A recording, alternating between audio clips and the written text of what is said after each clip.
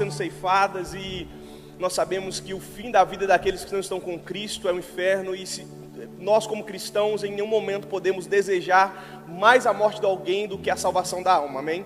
Isso para nós tem que ser claro, nós devemos entender que todas as pessoas merecem alcançar a salvação do Senhor Jesus Cristo. Então que nós possamos orar para que o Senhor manifeste a paz, que Ele venha ajudar a resolver os conflitos, que haja ali as devidas apreensões, mas que também o Senhor possa levar salvação para a vida, sabe? Que seja um tempo de encontro, de um avivamento naquele lugar, para que as famílias que estão lá, enfim, para que acabe aquilo ali de chacina de policiais que estão colocando ali a sua vida em risco por um problema. Está um caos, enfim, a resolução não é fácil, porque nós sabemos que independente dessa operação, amanhã acontece de novo e mais policiais morrerão, mais vítimas ali, pessoas que não têm nada a ver com o tráfico morrerão, crianças serão aliciadas, ali está realmente um problema que nós temos no nosso país, mas nós cremos que o nosso Deus ele é poderoso para fazer coisas sobrenaturais, amém?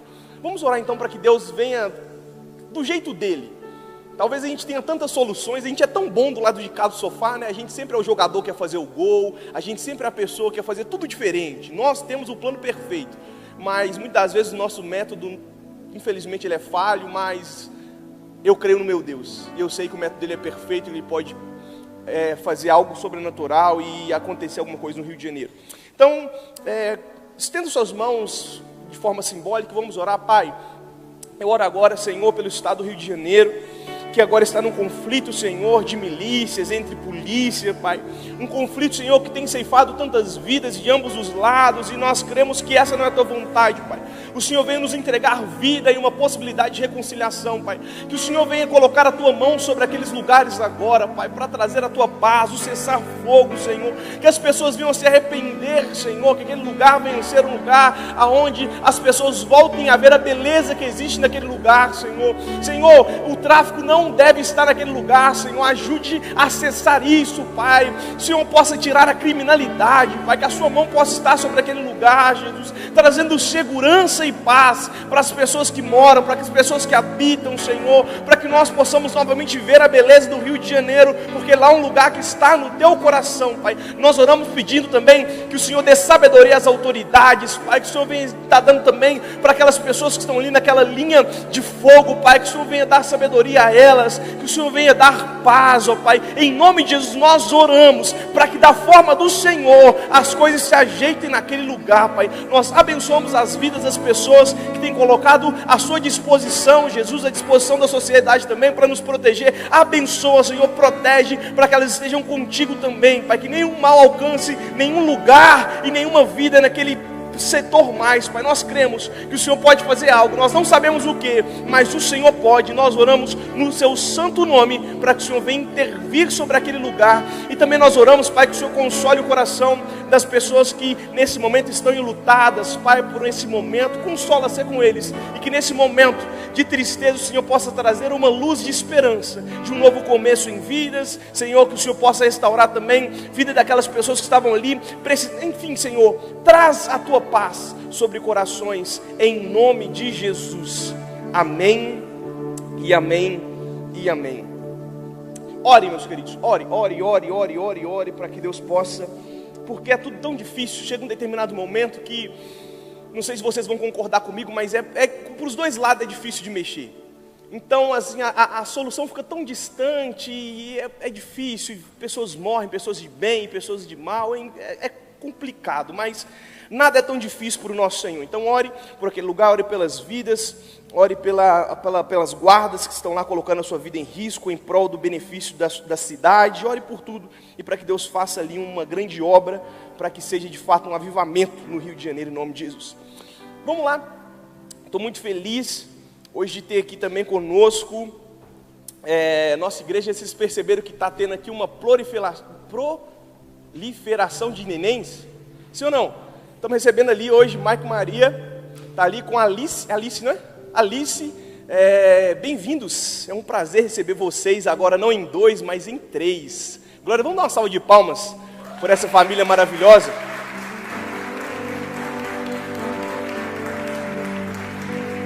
Bate palma abaixo, a Alice está dormindo. Alegria receber vocês, Deus abençoe. Essa família te ama e queremos continuar caminhando. A Alice vai crescer praticamente junto com a Helena. Tá mais ou menos na mesma fase. O Cezinha também ganhou recentemente, tá voltando com a gente no segundo culto. Hã? Você não ganhou, não? Ganhou também. Deixa a Dai estar vendo o culto. Chegar em casa vai tomar um negócio na cabeça. Mas é muito bom ver isso, a nossa igreja aí, a gente vê a geração dos nossos adolescentes, nossos jovens cresceram juntos, são amigos até hoje. A igreja é um excelente lugar onde nós podemos estar aí fazendo vínculos, construindo amizades, enfim, do reino de Deus. Eu creio que não esqueci de falar nada de avisos, de orações, e eu quero conversar com vocês hoje a respeito de um tema. Fala comigo, Deus desfaz o que deu certo. Essa é uma afirmação, eu quero que nós olhemos isso como uma oração, então fala comigo de novo, Deus desfaz o que deu certo. É uma oração que de fato nós temos medo de fazer, porque se nós cremos que deu certo, Deus está com a gente. Nós cremos que se as coisas estão caminhando, Deus está pondo a mão, e eu quero trazer para a gente hoje uma luz, mais uma vez, de um tema que eu tenho tanto falado, a respeito de que nem tudo aquilo que está dando certo, nem tudo aquilo que está evoluindo, nem tudo aquilo que está crescendo, nem tudo aquilo que está tendo retorno financeiro, Deus está com a gente, Ele desfaz as coisas para voltar para a tua vontade. Então vamos ler, abre lá no livro de Romanos, no capítulo 1, no versículo 17. Romanos, capítulo 1, versículo 17, o versículo é bem curtinho, e ele fala o seguinte: porque o justo viverá pela fé. Porque o justo viverá pela fé. Deus, obrigado por essa noite, por esse encontro, por esse dia, pelo Senhor ter nos trago até aqui, nessa noite maravilhosa que o Senhor preparou para nós. Toma o teu lugar, Jesus, toma o teu lugar, Deus Pai, toma o teu lugar, Espírito Santo, toma o teu lugar. Faça em nós não o que queremos, pretendemos ou imaginamos ser bom, mas faça em nós a tua vontade, Pai.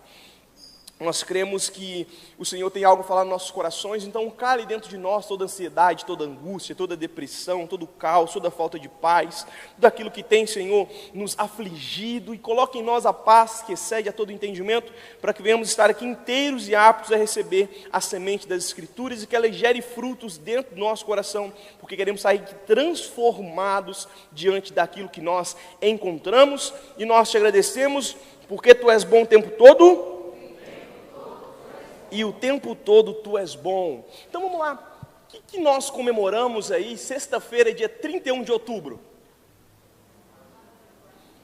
A reforma das bruxas, estou vendo aí, temos que estar, né? Dia das bruxas com a reforma. Dia 31 de outubro nós comemoramos o quê? A reforma. Eu dei uma dica, mas ninguém veio, então vamos de novo. Dia 31 de outubro nós celebramos o dia da reforma protestante. E eu não vou perguntar a ninguém, quem sabe o que é a reforma, quantos aqui vão falar as 95 teses? Fica tranquilo, que a gente só tem que saber que nós estamos chegando muito próximos de uma data tão importante para nós. Graças àquele dia, graças àquele tempo, graças ao coração, não só de Lutero, que foi a pessoa que nós mais ouvimos, mas de Zwingli, dos reformadores ingleses, teve vários nomes que de fato foram precursores ali para que isso acontecesse, e pela vida deles, pela graça de Deus, nós nos encontramos aqui, podendo ser igreja e conseguindo usufruir daquilo que eles lutaram para que nós tivéssemos acesso. Então eu quero trazer primeiro um panorama histórico e depois falar a respeito do que levou a reforma protestante a ser gerada, e é isso que vai ser a chave para o nosso coração, aquilo que o Senhor ministrou na vida de Martinho Lutero, que levou ele a viver todas essas coisas. Então, primeira coisa, nós entendemos que quando o Senhor permite que houvesse a reforma protestante, Ele estava nos chamando para um lugar, para que nós pudéssemos voltar para o lugar do coração, porque nós aprendemos a fazer tudo muito bem, e o fazer tudo muito bem nos faz não depender de Deus. Eu já preguei isso aqui diversas vezes, e eu continuo falando, porque a gente continua aperfeiçoando as coisas, e não o lugar que nós temos que depender dele. Fui pregar no aniversário de uma igreja, semana passada, esse final de semana, e eu falei, gente, a palavra que eu tenho para vocês é que vocês não venham ter sucesso no lugar que Deus não quer vocês. Que vocês não venham ser bem-sucedidos fora do plano de Deus, porque tem como. Você vê o jovem rico, você vê a casa na areia. Existem vários locais que nós podemos ser pessoas bem-sucedidas, reconhecidas, pessoas muito bem remuneradas, só que sem a presença de Deus. Eu pergunto, do que vale todos os bens do mundo, todo o sucesso da terra, todo o status, a maior igreja que existe, se não tem a presença de Deus? Nós podemos ver a vida de Salomão. Salomão construiu o maior e melhor templo de todos. Ele tinha os melhores materiais, ele tinha os melhores construtores, ele tinha as melhores mãos para poder colocar ali. Salomão, ele tinha tudo do bom e do melhor. E como que Salomão termina no livro de Reis? Ele não amava mais tanto o Senhor. O que adiantou tantas construções se o verdadeiro altar dele estava desalinhado? E é isso que aconteceu no tempo da Reforma Protestante em 1500. As pessoas construíram igrejas enormes, elas controlavam a maioria das coisas. Era uma igreja poderosa, era uma igreja influente, porém uma igreja afastada do coração de Deus. E o que adianta nós termos uma igreja que é reconhecida por muitos pelo tamanho, só que nós não somos reconhecidos pelo Deus da igreja? A igreja de Laodiceia: eis, estou à porta e bato. Vocês têm um baita templo, só que vocês não têm adoração nenhuma. Ele traz isso para nós. Então, a Reforma Protestante não foi um ato contra a igreja de Roma, porém, Deus queria que nós voltássemos a cultuar, não em templos, mas com o coração. Então, quando Lutero ele se disponibiliza ali, a partir desse texto que nós lemos, que ele é encontrado, ele não quer fundar uma nova religião. Lutero ele não quer começar um novo movimento. Lutero ele não quer começar algo novo, não. Ele quer apenas relembrar o mundo de uma verdade, que a salvação de Deus não é por esforço, não é por mérito, não é por aquilo que nós conseguimos fazer, não é por nossos bens, não é por nossa linhagem de vida, não. É por meio da fé em Cristo Jesus, e todas as coisas são para a glória de Deus. Então o mesmo Deus que reformou na época dos discípulos, o mesmo Deus que reformou na época dos nossos pais da fé, da nossa patrística, o mesmo Deus que reformou na época do Lutero, é o Deus que vive hoje querendo reformar aquilo que é necessário. A questão é que a reforma é sempre mais custosa que a construção, sim ou não? Misericórdia. Quantos precisaram aí uma vez reformar alguma coisa e desanimaram por causa do preço que tinha que ser pago? Ah, meus queridos, é difícil. Lá em casa tem uns fios que precisa ser trocado. E a casa lá é uma casa já um pouco mais antiga. E o fio começa assim, ele começa vermelho, aqui está azul e aqui está verde. Só que o teto é de madeira, então se nós formos mexer, além de trocar toda a fiação que é cara, a gente vai ter que tocar o teto. E Deus sabe lá o que tem no teto para ser trocado. Então o que você faz? Eu não vou reformar. Deixa do jeito que está. Se der um pau danado, a gente mexe, mas se não, várias vezes a gente vai mexer, às vezes numa parede, a gente acha uma infiltração, a gente fura um cano, a gente vê um negócio, a gente, meu Deus, um piso, nada que é para ser reformado sai do jeito que a gente queria, sempre tem uma coisinha a mais para fazer, sim ou não? Reformar é terrível, construir, você está ali construindo no limpo, você está fazendo ali, você consegue fazer do jeito que você quer. Agora reformar não, você tem que se ajeitar conforme as coisas estão acontecendo. Agora pensa, a igreja foi tomando uma determinada estrutura e chegou um determinado momento, Deus não podia mandar outro dilúvio. Falar, vou matar vocês tudo, está muito difícil. Toma dilúvio, deixa eu começar de novo. Seria mais fácil ou não? Não seria mais fácil? Se eu fosse Deus... Audácia, né? Se eu fosse Deus, era água em todo mundo. Não, vamos começar de novo, que é mais fácil. Porém, a gente sabe que pela graça de Deus, Ele não quis fazer isso. E Ele nos deu uma oportunidade de sermos reformados. Então pensa ali, que desde aquela época existe uma luta, existe um esforço para que essa reforma seja feita. E não uma reforma que nós colocamos no passado, mas é uma reforma que ela é contínua. Então nós temos que lembrar que aqueles que querem ser reformados, é aqueles que serão encontrados ajoelhados diante da palavra. Aqueles que de fato não querem ler a palavra apenas para terem ciência, apenas para ter conhecimento, apenas para ser doutos em lei, não, mas aqueles que se colocam na palavra para que a palavra possa entranhar dentro e trazer revelação, e trazer ali uma nova direção, uma nova visão. Essas pessoas que o Senhor está buscando para o tempo que nós estamos vivendo. Porque teve um determinado momento da história que o evangelho ficou dentro do templo. Eu não sei qual que é o tipo de leitura ou qual que é o seu conhecimento da história da igreja, mas se você pegar um pouquinho para trás, você vai observar que as pessoas que continham a maior parte, se você não sabe, Lutero era um monge, e ele estava ali nas missas daquele tempo, e as missas eram feitas em uma língua. Qual língua que era feita a missa? Em latim. Você já ouviu alguém falar em latim? É terrível, horrível e péssimo. Você não entende nada. Nada. Não é o espanhol que você vê ele. Você abre em espanhol e brasileiro eu abro espanhol. Eu erro tudo. E quem fala espanhol fala que eu não falo. Falo, mas na minha cabeça eu falo espanhol. Porque dá para entender. Latim é zero. Aí pensa, você vir no culto, igual você veio hoje. Você quer ouvir a palavra de Deus. Eu começo a falar em latim. O que você ia ficar? Triste, boa. Mas você ia ficar assim. Aí quando você viesse fazer um aconselhamento, a Bíblia também está em latim. Em vez de você conseguir a Bíblia, eu falo aquilo que você deve fazer. E na época, qual que era a ideia dos papas do controle da igreja? Quantos querem ter um bom lugar no céu aqui, morar no Alphaville Celestial, assim, na maior mansão, 10 quartos, quer morar? Para você morar lá, você tem que pagar aqui. Entendeu? Vamos lá? Mansão, dinheiro aqui na frente.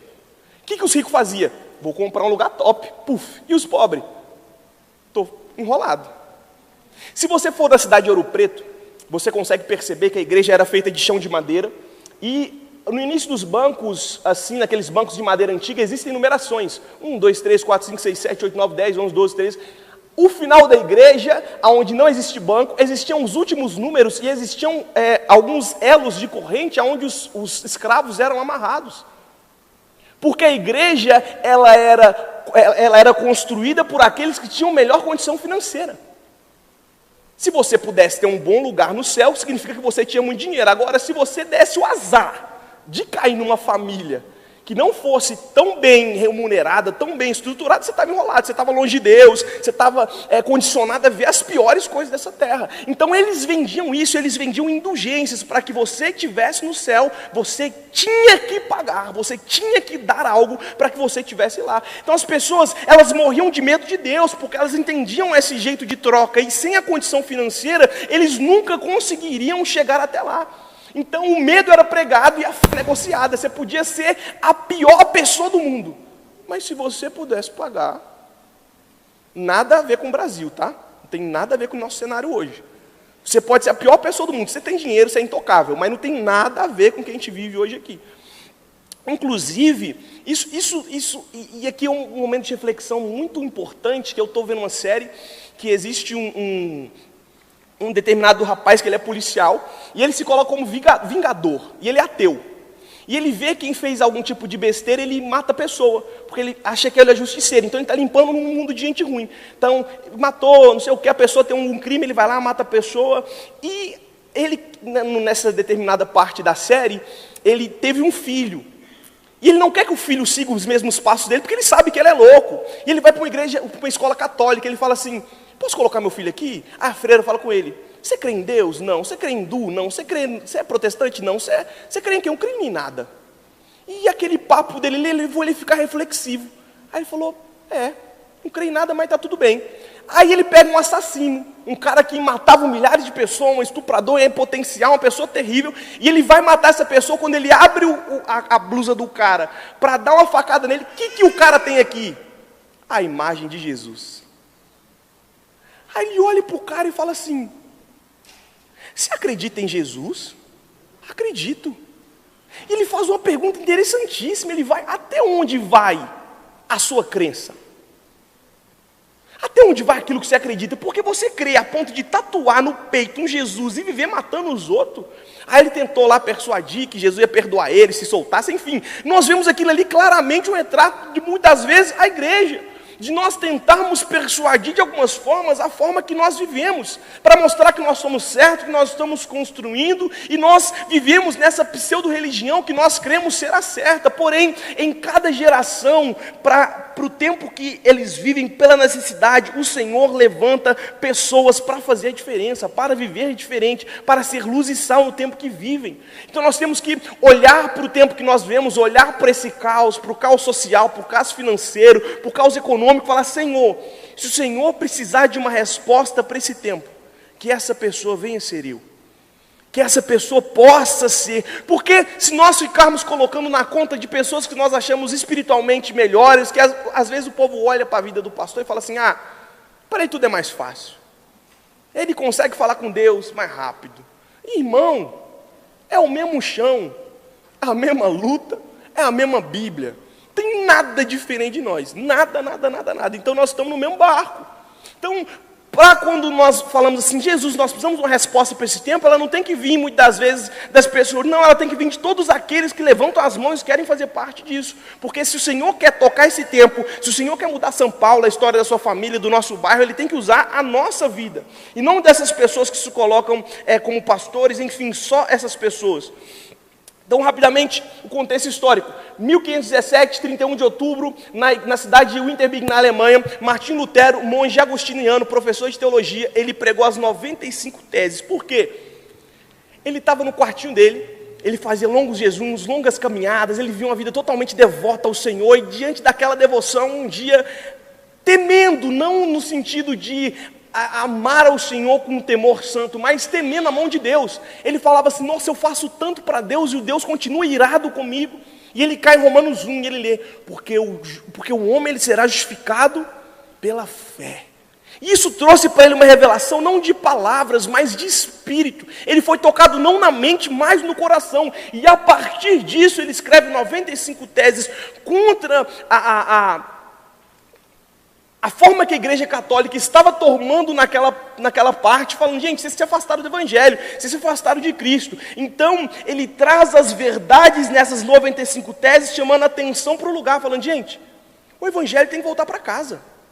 As coisas devem voltar a acontecer da forma que elas foram criadas. A gente tem que parar de construir esses templos aí, de sair da vontade de Deus, porque não está dando certo. Então, Lutero ele nos chama de volta para que nós possamos entender o real fundamento do Evangelho. E quando nós olhamos a construção da reforma, e esse é o último slide que vai ter de parte histórica, ele nos traz 5 solas que não é apenas de Agostinho, mas de todos os reformadores. Que é primeiro, sola a Escritura, somente as Escrituras, que a palavra é inerrante e ela é viva para todo aquele que nele crê. Nós podemos ver somente pela fé que o justo ele vive pela fé, não por mérito, não por obras, não pela forma que nós achamos, mas nós vemos pela fé. Sola gratia, que nenhuma das nossas capacidades terá condição de nos salvar. Solos Cristo, somente Cristo é a ponte fiel de nós até o Deus Pai. E só lhe deu glória somente a Deus, que tudo que fazemos, tudo que somos, não é para nós, mas é para glorificar o nosso Senhor. Então aqui nós, caminhando para o final, entendemos que chega um determinado momento que a religião nos cansa. Eu não sei você, mas para muitas pessoas que viveram nesse lugar de tentar fazer algo para agradar o coração de Deus, se sentiram frustradas com a forma que viviam. Mas Senhor, eu estou indo no culto todo santo domingo, toda quarta-feira. Eu estou fazendo tudo para tentar caminhar contigo. Senhor, eu estou me colocando nesse lugar e eu estou cansado, eu estou desanimado. Eu não sei se já aconteceu com você, de algum momento você caminhar de uma forma de tentar convencer a Deus das suas boas obras e você ficou cansado. Martim Lutero ele trabalhava contra isso, porque quando a religião se cansa, a fé nasce dentro de nós. E quando essa fé nasce, nós temos a capacidade e a oportunidade de vivermos a fé verdadeira. Porque o Senhor não quer homens perfeitos, mulheres perfeitas, de porcelana e cristal. Deus quer gente de verdade. E a gente estava pregando numa era de jovens lá, né, amor? Aquele negócio de jovens. E o tema era deixando as máscaras. Eu adoro pregar sobre esses trem. Preguei isso aqui, ó, arroz com feijão que vocês estão acostumados. Quando eu prego fora não é nada diferente isso aqui, é bater papo. No final eu falei, gente, Deus quer jogar tudo isso aqui para cima, virar as mesas, Deus quer fazer um tempo novo aqui. Gente, a gente começou a orar, lá tinha, sei lá, umas 80 pessoas, quando vi todo mundo no chão chorando, desesperado, porque está pesado viver de uma forma que é de performance. Está pesado viver de um jeito em que nós não conseguimos ser nós mesmos. Está pesado manter um determinado padrão de apenas perfeição externa. Está pesado nós tentarmos esconder aquilo que Deus já viu. Nós achamos que muitas vezes quando nós escondemos as coisas, Deus não está vendo, não. Quando nós abrimos para Deus alguma coisa, Ele já sabe de tudo, o Senhor sabe de todas as coisas, mas nós tentamos esconder. E Lutero entendeu que Deus ele não buscava homens perfeitos, mas homens disponíveis, que o Evangelho não é uma escada de mérito, que aqueles que correm mais rápido, aqueles que têm mais capacidade conseguem chegar, não. O Evangelho não é a gente tentando alcançar Deus. O Evangelho é que nós fomos alcançados por Ele, não é escada para subir, é uma escada que Ele desceu. Não existe nenhum esforço da nossa parte que possa justificar aquilo que Deus fez. Nós não temos mérito nenhum. O mérito e a graça pertencem todo ao nosso Senhor. E ele entendeu que quando Romanos era pregado, a justiça de Deus não era uma justiça condenatória, uma justiça que iria levá-lo, não. A justiça de Deus de Romanos era uma justiça redentiva, que junto com a fé, falava com ele: meu amigo, você não tinha oportunidade, mas agora você tem lugar na mesa. Então você não precisa negociar, você não precisa tentar barganhar, você não precisa tentar fazer alguma coisa, não. O Senhor já fez tudo aquilo que deveria ser feito. A fé não é moeda de troca, a fé é rendição. É chegar aqui e falar: Senhor, sem Ti eu não sou nada. Sem a Tua presença eu não consigo ir para lugar nenhum, Pai. A Tua presença, a Tua graça me basta, Senhor. Me leve para os Teus caminhos. Mas a gente está tão correndo, tentando construir as coisas da nossa forma, que nós esquecemos que o nosso lugar mais alto, que nós podemos chegar aos pés do nosso Criador. E quando Lutero sai daquela forma religiosa de viver, ele coloca diante da sua Bíblia como um homem quebrado que nós somos. A revelação não veio para a mente, mas veio para o coração dele. A Bíblia não tem que alcançar apenas o nosso intelecto. A Bíblia tem que alcançar a nossa alma, sabe? A palavra de Deus tem que ser visceral dentro de nós. Não é uma leitura que a gente vem e lê e daqui a pouco passa, não. É aquela leitura que atravessa ossos e medulas, a mente, pensamento, forma de viver, caráter. A palavra de Deus tem que nos atravessar, porque a religião, ela nos ensina sobre Deus, porém a revelação de Deus nos faz encontrá-lo. Martinho Lutero, ele tinha muito conceito a respeito de Deus, mas a partir do momento que ele se coloca ali na revelação da palavra, ele não tem mais conhecimento, ele tem um encontro. Sabe o que a gente precisa? Ser encontrado por Deus nesse tempo que a gente vive. Isso aqui que você está recebendo é alimento, porém existe uma revelação que Deus só pode te entregar quando você buscar Ele com o coração quebrado. E é esse encontro que nos mantém de pé. Se você depende de culto para você se permanecer, não vai dar certo. Nós vamos construir religiosidade, nós seremos pessoas que tentaremos sustentar uma aparência, mas quando nós deixamos a Bíblia nos atravessar, a nossa vida ela é mudada. Porque quando Lutero ele lê a Bíblia, ele não lê algo novo. Que a gente tem essa mania, né? A gente quer tudo novo, toda hora. Tudo fica velho muito rápido. A gente quer o telefone novo, o carro novo, a vida nova. Sempre a gente fala novo, novo, novo, novo. A gente quer tudo. Só que Martinho Lutero não leu uma Bíblia nova. Ele leu a mesma Bíblia, porém com o coração mudado. Não tem nada. Ai, Senhor, eu quero ver o melhor de Deus. Irmão, essa é a oração com mais heresia que existe na face da terra. Você não tem que querer o melhor de Deus, não. Sabe o que é o melhor de Deus? Jesus. E ponto final. Não tem nada melhor da parte de Deus do que Jesus. Agora, se você acha que tem algo melhor que Jesus, meus queridos, me perdoa. Mas, ou você muda seu conceito, ou você muda seu conceito. Para mim ser bem fofo aqui, porque eu estou pensando. Não tem nada melhor que Jesus nas nossas vidas. Ele é a melhor coisa que nós temos e nós teremos em toda a nossa existência. Gente, pensa só, um monge, a gente está cansado de tentar do nosso jeito, sabe? Nada muda. A nossa forma de viver não muda.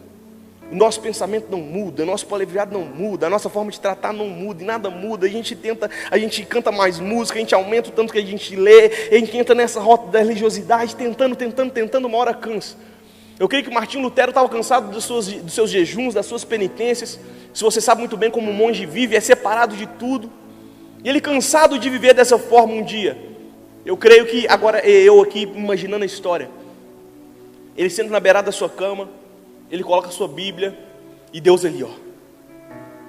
Fala: Deus, eu não consigo mais sustentar essa máscara, sabe? Eu não consigo mais tentar te alcançar e continuar com medo. Faça algo, Senhor, me dê uma luz. E ele lê Romanos, e ele... as cascas dos seus olhos caem. Filho, não é por mérito. Filho, não é por esforço. Filho, é pela fé que você é sustentado. O peso da comparação, o peso da religião, o peso dos dogmas são jogados para o lado, e ele se encontra atravessado por Cristo, entendendo que o esforço maior que deveria ser feito já tinha sido feito, e o preço havia sido pago. Olha a frase que ele traz para nós depois que ele teve essa revelação: senti-me renascer. Olha que delícia! E entrar pelos portões abertos do paraíso. Talvez as palavras que nós temos pregado, ensinado, tenham ficado aqui. Talvez você saiba falar o que eu preguei na quarta passada. Talvez você saiba me falar o que tem sido pregado todos os tempos que nós estamos vendo, ou não também. Mas a palavra tem um lugar que ela deve acessar em você, que é o seu coração. A palavra tem que alcançar um lugar em você para que Cristo se torne irresistível. Para que os nossos momentos com Deus não se tornem mais momentos árduos. Para que nossos momentos de oração não se tornem mais momentos de dificuldade, mas se tornem momentos de prazer. A palavra para nós deve ser vista como um bom alimento. Assim como Lutero, depois que ele teve essas escamas retiradas dos seus olhos, o coração alcançado, ele sentiu como se ele estivesse entrando nas portas do paraíso. Meus queridos, é esse Deus que nós servimos. Um Deus que gera prazer nas nossas almas. Um Deus que causa ânimo nos nossos corações. Um Deus que causa alegria quando nós estamos na sua presença. Um Deus que não merece 5, 10 minutos, mas um Deus que merece a nossa vida integral. Lutero entendeu isso, ele foi atravessado, porque Lutero leu Romanos, porém naquele dia Romanos leu Lutero e falou: Lutero, deixa eu te contar, você é filho de Deus, justificado, nada mais te condena, viva como filho, comece a carregar esse testemunho que você tem. Então a Bíblia continua sendo o mesmo livro, nós estamos diante das mesmas coisas, mas não é o mesmo para quem a lê de joelhos. A gente tem que parar de entender a Bíblia, a gente tem que começar a falar: Senhor, revela a Bíblia no meu coração, Pai, para que eu não venha perder os meus olhos da Tua Palavra. Eu estou cansado de sair de um culto e viver do mesmo jeito, eu estou cansado de ficar num loop, como um hamster rodando das mesmas formas. Não, Pai, eu quero quebrar isso em mim. Como? Eu começo a ler a Bíblia com o coração e com os joelhos no chão, falando: Pai, eu quero que o Senhor revele a mim a Tua presença, Pai. Eu quero que o Senhor revele a mim a Tua essência, Pai. Eu quero que o Senhor revele a mim o Teu coração. Eu não quero ser encontrado apenas no pensamento, mas eu quero ser encontrado no âmago do meu ser. Concluímos que a graça como a revolução mais profunda. A reforma não foi um movimento intelectual, mas foi quando Deus quis voltar a ser acessado por corações. Deus destronou o medo, Ele desarmou o orgulho, Ele voltou para que pessoas comuns, como eu e você, pudéssemos ter acesso novamente à Tua presença e à Tua graça. Hoje, graças a homens que lutaram por isso, nós temos a nossa Bíblia no telefone, nós temos a nossa Bíblia em português, em inglês, capa dura, Bíblia para mulher, Bíblia para homem, Bíblia para empresário, Bíblia para criança, Bíblia ilustrada, Bíblia de mangá, um tanto de Bíblia. Por quê? Porque um dia homens lutaram para que nós tivéssemos acesso a isso. E agora, o que fazemos com esse acesso? O que nós fazemos com a Bíblia que foi nos entregue? Homens e mulheres lutaram, sangraram e morreram para que nós tivéssemos a Bíblia em nossas mãos. E hoje a gente nunca teve tanto acesso e nunca nós estivemos tão desinteressados por ela. O que nós estamos fazendo? Dia 31 é dia da Reforma Protestante, mas será que nós não precisamos de fato de uma reforma em nós? Será que de fato hoje não é um dia de nós olharmos para o nosso coração e falar: Senhor, eu quero que, assim como foi com Lutero, o Senhor continue quebrando, Pai, coisas dentro de mim, para que eu possa amar a Tua Palavra. Porque nós não precisamos de um novo tempo, nós não precisamos de nada novo, nós precisamos voltar para um lugar onde a graça era suficiente, aonde Deus era suficiente para as pessoas. Então a porta ainda se encontra aberta do templo. A porta ainda está disponível para que nós podemos fazer isso. Porque quando Lutero faz isso, ele não tenta fazer um movimento, ele só queria ser fiel. a voz do Senhor que estava chamando ele para aquele momento. A questão é que não no nível de Lutero, talvez você não venha alcançar, talvez você não venha escrever teses, talvez você não venha ser um reformador de nível internacional, mas ei, você sabia que talvez a sua família precisa do encontro com o Senhor que partirá do encontro que você terá com Cristo? Talvez o seu melhor amigo terá um encontro com Cristo através de você, assim como vários testemunhos que nós temos aqui. Nós precisamos encontrar para que Cristo seja encontrado em nós. A gente está precisando de pessoas que ouçam de novo o Senhor e falam: Senhor, eis-me aqui para aquilo que o Senhor precisar. Pessoas que erguem as mãos e falam: Senhor, me coloco disponível, Senhor, não sobre aquilo que eu estou construindo. E a oração vem: Deus, desfaz aquilo que está dando certo, mas que o Senhor não está comigo, e refaça de novo, para que eu possa encontrá-lo, Pai, na jornada, e possa te amar de todo o meu coração. Porque qual que é a essência da reforma? Deus encontra alguém disposto a ser reformado por dentro. Para quê? E através dessa pessoa, reforma o que está em volta. Ah, Jesus, Ele quer nos usar para sermos esses agentes de reforma no tempo que nós vivemos. O Senhor quer usar a tua vida. Você crê nisso? Você tem essa consciência que nós somos reformadores dos lugares que nós estamos? Mas Senhor, quem sou eu? Tu deve ser como Lutero, a pessoa que vai para o teu quarto e faz uma oração sincera para Deus. Senhor, eu não tenho capacidade, mas eu preciso de uma revelação que me tire daqui de uma forma diferente. Deus, eu não tenho teologia, eu não estou te pedindo teologia. Senhor, eu não tenho recurso, eu não estou te pedindo recurso. Senhor, eu não tenho Senhor, o Senhor não está te pedindo nada além de um coração disponível para que Ele possa semear a palavra dEle. O Senhor não está te pedindo nada nessa noite além do que um sim diante do lugar que Ele está te chamando. E esse encontro não vai ser dado para você talvez na igreja, mas quando você estiver a sós com Deus, naquele lugar onde só você e o Pai se encontrarão, naquele momento o Senhor abraçará o teu coração e trará revelações que te farão viver de uma forma diferente, que te farão pensar de uma forma diferente, porque o Senhor quer fazer isso através das nossas vidas. O Senhor não precisa de novas reformas, Ele precisa de novos altares, e os altares deles estão aqui nessa noite, amém? Sendo reformados e reformados para honra e glória do nosso Senhor Jesus. Eu encerro dizendo: a reforma não acabou, ela continua toda vez que alguém decide voltar à cruz e deixar escrever o que o tempo apagou. Eu quis trazer essa mensagem hoje porque a gente está próximo dos marcos históricos mais importantes para a vida cristã, que é a reforma protestante. E talvez algumas informações aqui para você sejam até novas. Talvez você nem sabia que dia 31 se comemorava a reforma protestante, mas aconteceu. E o que importa é que nós estamos aqui, e se nós estamos aqui, Deus quer fazer com aqueles que Ele escolheu para esse tempo, e nós somos aqueles que estão nesse tempo. Então, se nós estamos aqui, vamos erguer nossas mãos e falar: Senhor, eu não quero ser como aqueles que abriram mão da fé, ou aqueles que construíram sem Ti, mas eu quero, Deus, ser daqueles que permanecem fiéis até o fim. Senhor, eu quero ser daqueles que ouvem a Tua voz, Pai. Eu quero ser daqueles que encontram a Tua palavra, não como letras, mas como um Espírito que dá vida, e uma vida que me faz ser transformado de dentro para fora. Hoje é um dia que nós pedimos para Deus experiências reais, mesmo que Ele precise desfazer aquilo que está dando certo. Fala: Senhor, eu tenho coragem de me colocar diante de Ti e falo: Deus, se precisar, refaça tudo, Pai.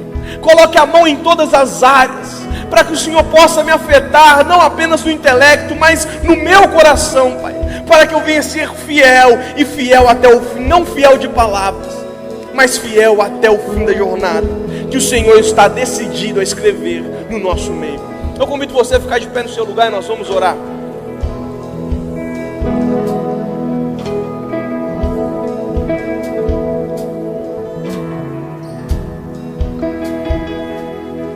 Talvez você esteja colecionando culto, sabe? Vem em culto, vai de culto. Vem em culto, vai de culto. Vem em culto, vai de culto. Mas o Senhor não marca o culto, o Senhor marca encontros. E uma coisa eu tenho convicção: a presença de Deus está nesse lugar. E aqueles que estiverem dispostos a encontrar de fato, como Lutero esteve, sairão daqui encontrados, porque eu creio nisso. um Deus que marca encontros nesse tempo. Então, se você puder, feche seus olhos.